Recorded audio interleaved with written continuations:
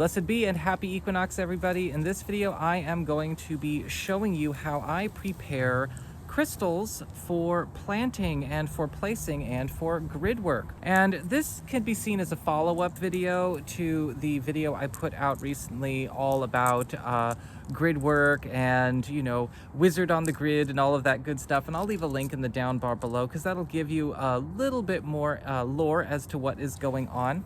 This video is definitely more of a how-to guide, but as a refresher, what we're doing when we are planting these crystals is we are creating a special energy point where we are unifying the crystal itself, the stone itself, with the spiritual core, right? The soul, the spirit of the consciousness of the planet Gaia.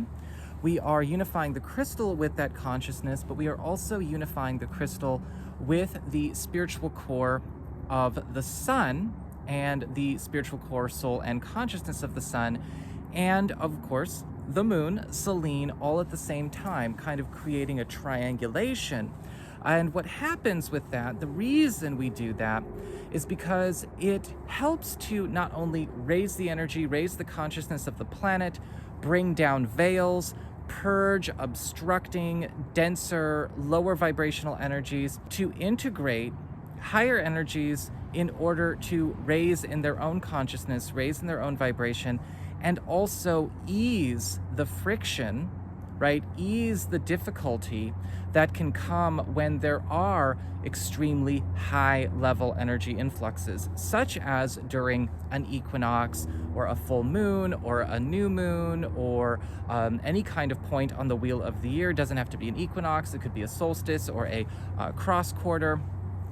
Wherever there is a giant leap in the energy or a giant leap in the frequency. But what happens when these big energy influxes occur, whether it's a change in the season or something going on with the moon or something going on even when it comes to just astrology in general, a major astrological event, the denser energy that sits in between, right, just on the surface and a little bit beneath the planet, starts to get sloshed around, right? All of that lower, heavier, negative energy, the stuff that could be obstructive or binding or slowing or stagnating, density is upset by the influxes of energy.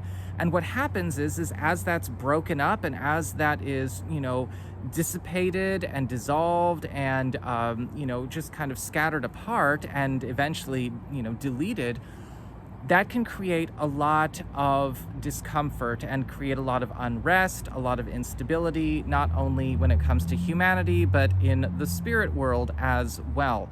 And so when we are creating these points with our crystals, right, when we are creating these spaces where these crystals are kind of being the bridge, right, the bridge between the core of the planet, the spiritual core, the soul of Gaia, and then the moon, and then the sun, it is also bridging to other higher energy centers throughout the universe and bringing them in, perforating those veils, perforating that density, and allowing it to not only clear all the faster, but making it easier to integrate, easier to breathe, and easier to move past the sort of shock and maybe the shake of those influxes as they happen. And so it's a really good thing to do. Not to mention, the more we have these little gates open up, the wider they become because they are all linked to each other. Every single one that I've dedicated to this purpose, every single one that I've sent out, mailed throughout the country, planted myself throughout the country, throughout the world,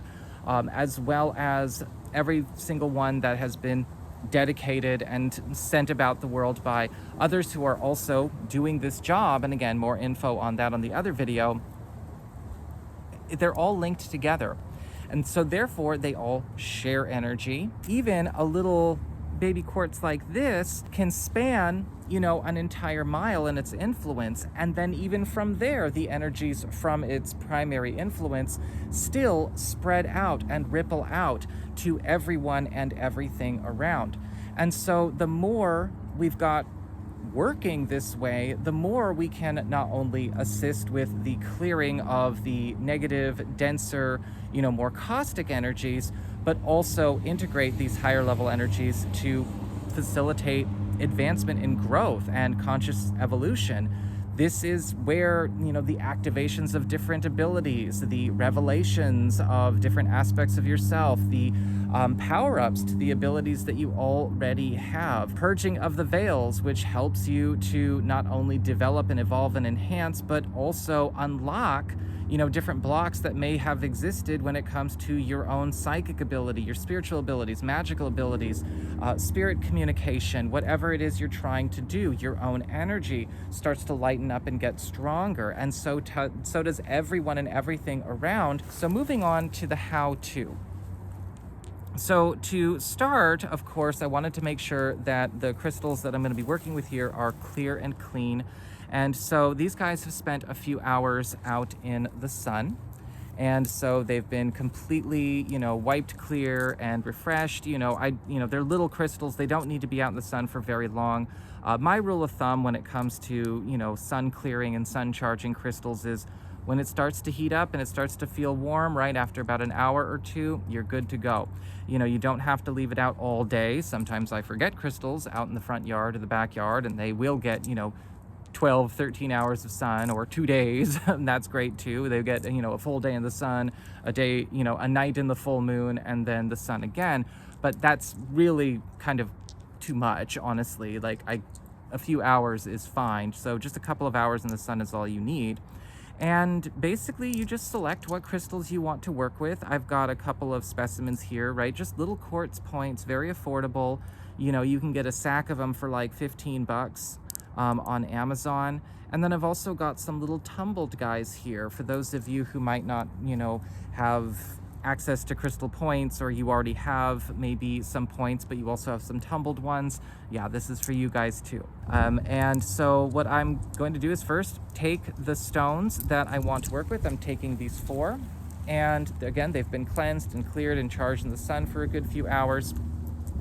And so what I'm going to do is I'm going to bring all of my primary attention into my heart, center on my heart. Now I've already cleansed myself with sage. I gave myself a good smudge before recording the video, but for the purposes of the video, I'm also just going to demonstrate a very easy solar clearing that I like to do if I don't have sage around, or I'm in a place where I can't burn sage. And so all I do is I bring all my primary attention into my heart,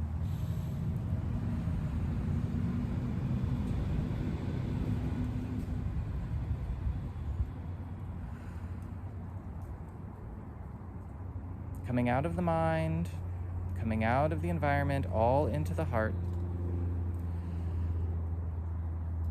And I call forth unity. Unity first and foremost. Unity with all of my higher selves. From my first higher self, my highest self's creation until now. Unification. In this now I unify with my I Am presence, my Godhead, my Oversoul, all of my deity aspects, all of my divine aspects, all of my higher selves, from first separation, first creation until now. Unify here and unify now.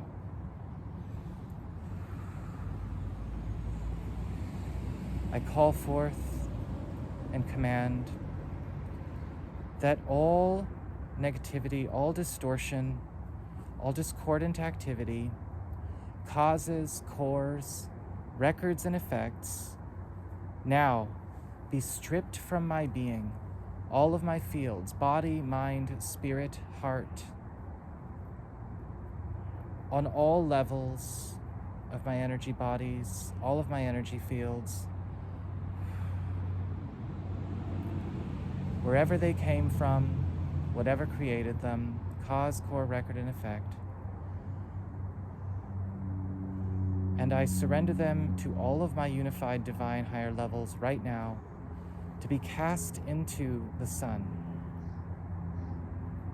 cast into the divine spiritual core of our sun, to be deleted, purged, dissolved, and transmuted completely, erased from these realms, causes, cores, creators, records, and effects.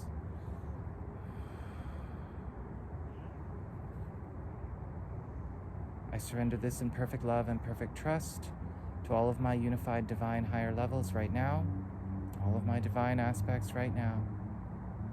Take over.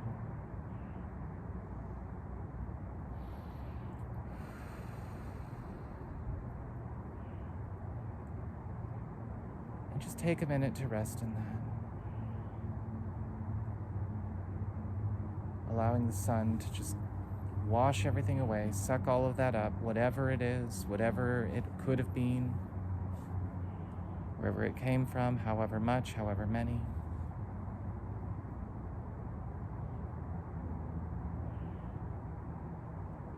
Feeling all of that go, and all the cords that attached them now stripped from your field, angled up to the sun, bound to the sun, and yanked into the sun, pulled into the sun, burned away, transmuted and dissolved. On all levels, on all layers. So it is. Once you have cleansed and cleared yourself, now it's time to work with your stones. You want to take the stones you're going to work with, right? And these are little guys. They're not big honkin' crystals. You know, sometimes you might work with a big one for your home space or your backyard, or you might use a bunch of little ones. That's fine too. But you're going to take them and you're going to put them in your dominant hand. So I'm putting them in my right hand. And I hold them up in front of me so that my hand is directly above the earth, and also the crystals are in the light of the sun. And very simply, I'd say, and very simply set my intention to unify these with the core of Gaia, the spiritual core, the soul core of Gaia. All of my divine aspects are here with me as well. Blessed be. I offer these stones to be now pure conduits of the divine celestial consciousness of our beautiful divine mother, Gaia, and her spiritual core, her spiritual light, her soul's divine radiance. I call forth and command that these stones be unified right now with the divine ultimate consciousness and soul core of our divine mother Gaia.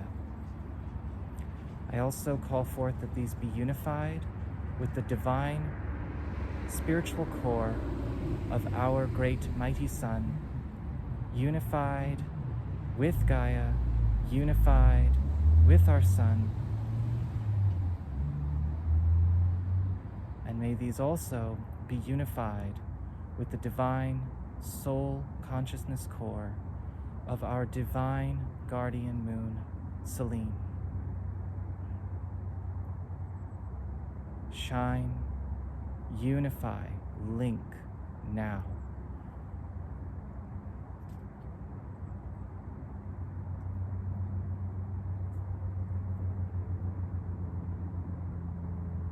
Call this energy forth through the crystals.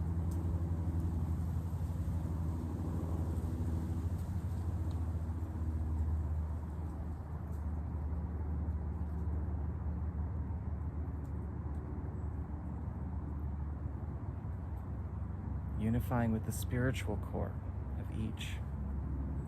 And now call forth that they be linked to each and every crystal, placed and positioned and sent throughout Gaia for this very purpose.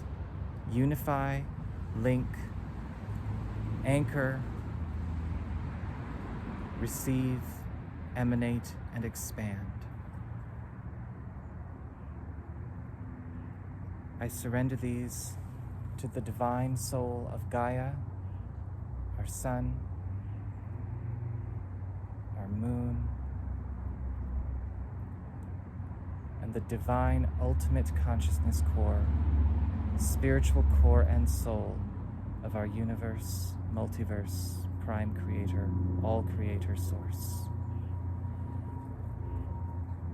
surrender this work to be corrected, perfected, protected, and directed by my divine, unified expanse, all of my higher levels, and the divine, spiritual cores and soul consciousness of Gaia, our moon, our sun, and prime creator, pure source, multiverse creator consciousness.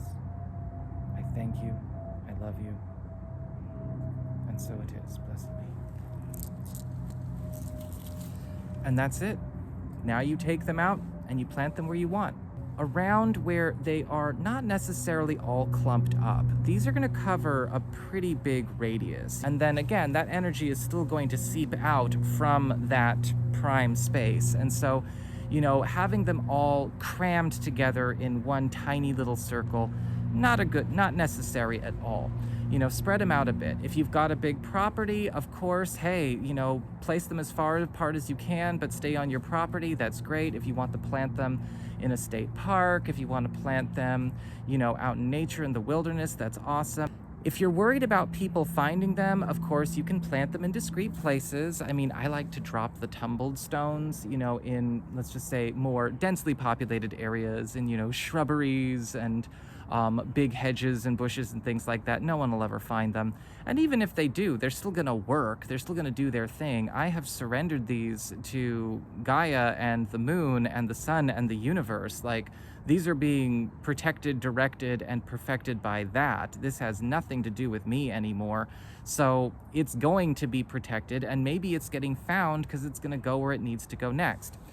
I will say, though, these are the most effective when they are in the earth or on the earth or in soil or on soil. So you can also plant them in potted plants, that's fine. But don't put them in spaces where it's kind of like, all right, I've linked everything up, but I'm putting this up in the rafters, or I'm, you know, leaving this in the office. You know, maybe if you want to bring a couple of these tumbled guys in there, that's fine, but not your points, not your crystal points, okay? And then what happens again is that all of these energies that are coming in, these brighter energies that are, stirring up the negativity, stirring up the density, stirring up the shit, can do their job all the faster, right? We move through it faster, it cuts down on the friction of it all, and we have this beautiful leveling up of everybody, right? This beautiful raising of the consciousness of all around, and raising the vibrational quotient of the planet all at the same time, purging veils and eliminating a lot of the thought forms, energy forms, and, you know, entities and miscreations and, you know, blights that have maybe been laid into the land or trapped in the land or maligning, you know, just the planet and the experience on the planet itself for some time.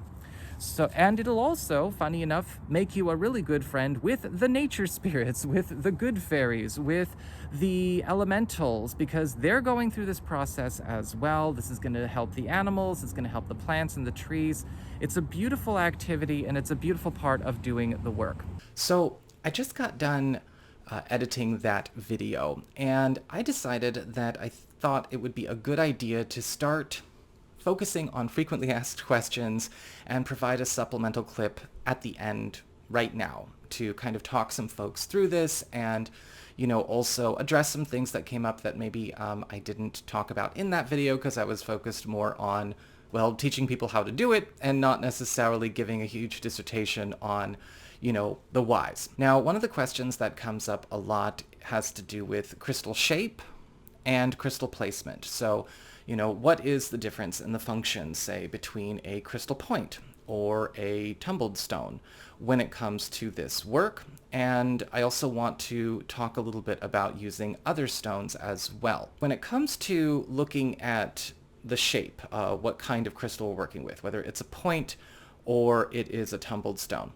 Crystal points themselves are the openers, right? These are the stones that are creating the bridge we talked about between the spiritual core, the soul core of Gaia, and the sun and the moon, and of course the universe.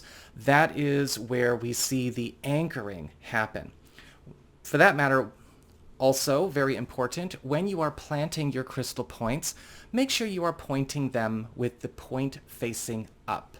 Pointing up helps to open up the toroidal fields, right, the tube torus fields of the crystal point itself, right? That's what happens when we're working with, say, crystal towers, crystal generators, and obelisks as well. But what happens with that is that we have it link and bridge, right? Anchoring to the core, the spiritual core of the planet, anchoring to the spiritual cores of the sun and the moon and the universe. And then we have a strong and very sturdy, very stable, very robust energy field that then expands through those toroidal fields and then out to everything. When we're working with tumbled stones still have that link. They still link to all of these spiritual cores of these energies, but they don't necessarily hold the bridge so much as they are conduits. They are receivers and amplifiers. They link to all of the crystals, right? All of the crystal points are linked and all of the tumbled points are linked, and they are all linked to each other.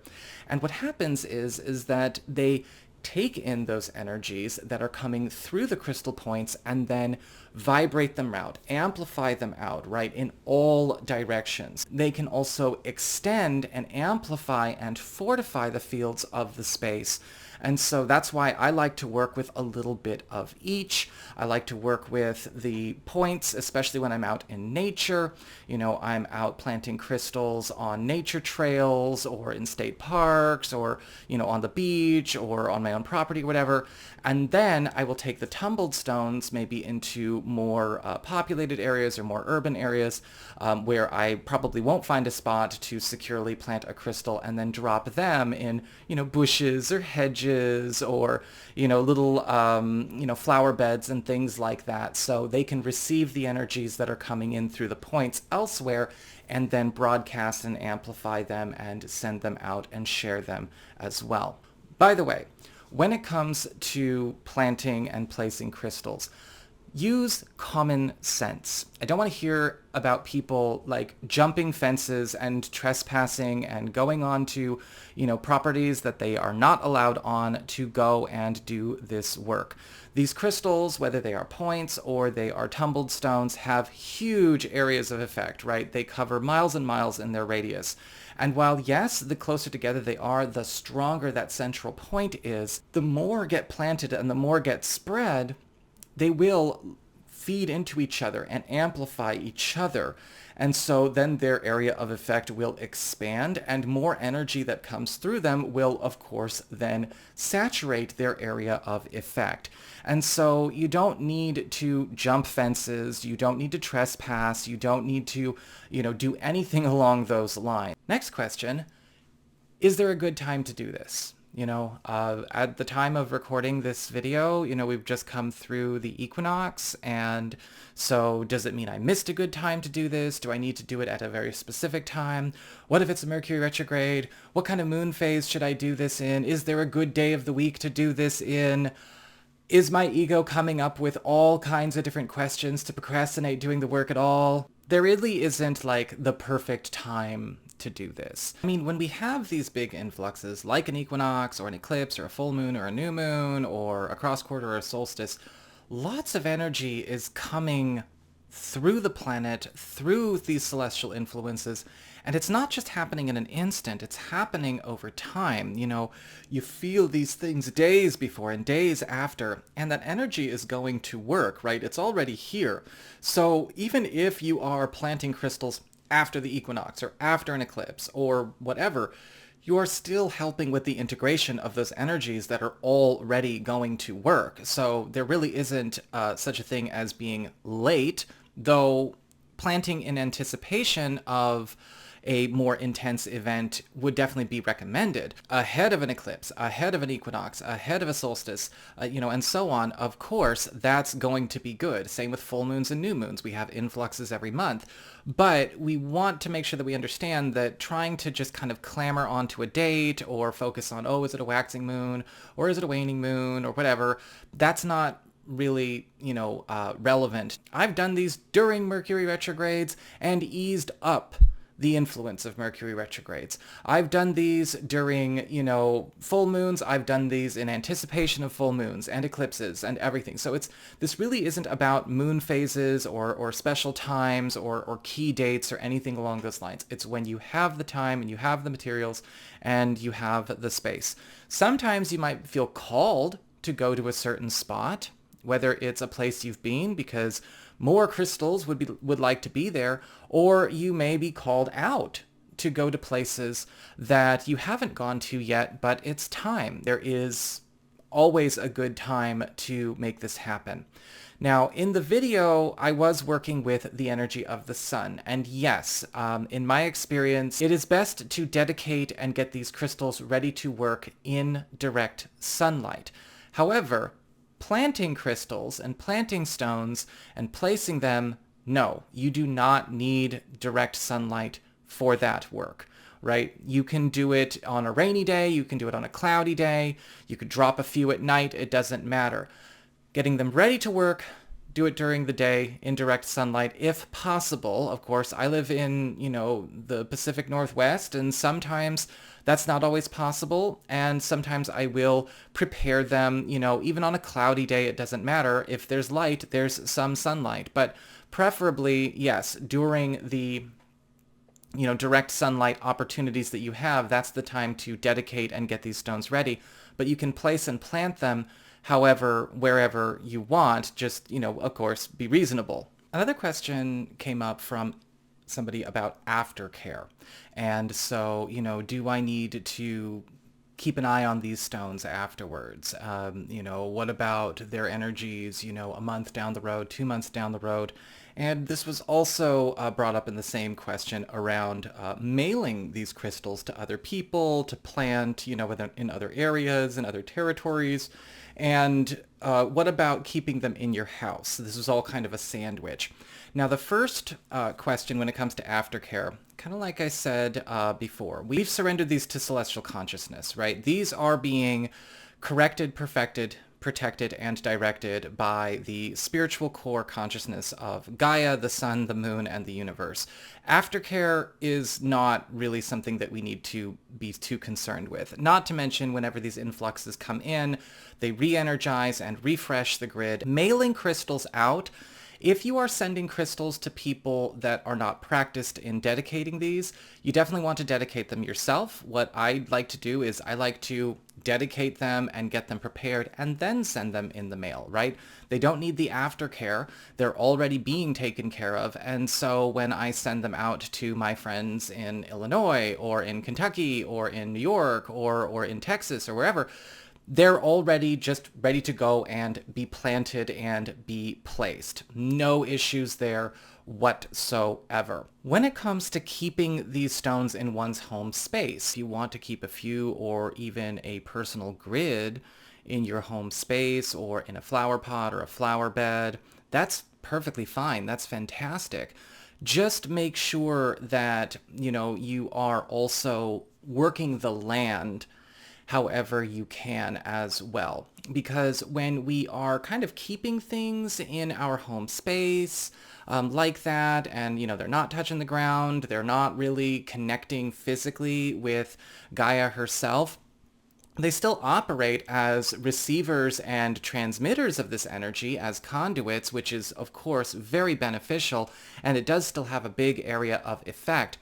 But what we're kind of working with at that point is, we're not connecting a new bridge. And so you want to find the balance. Keep some in your home, but also make sure that, some bridging is going on out and about on the land. So that is what I have got as far as supplemental and frequently asked questions.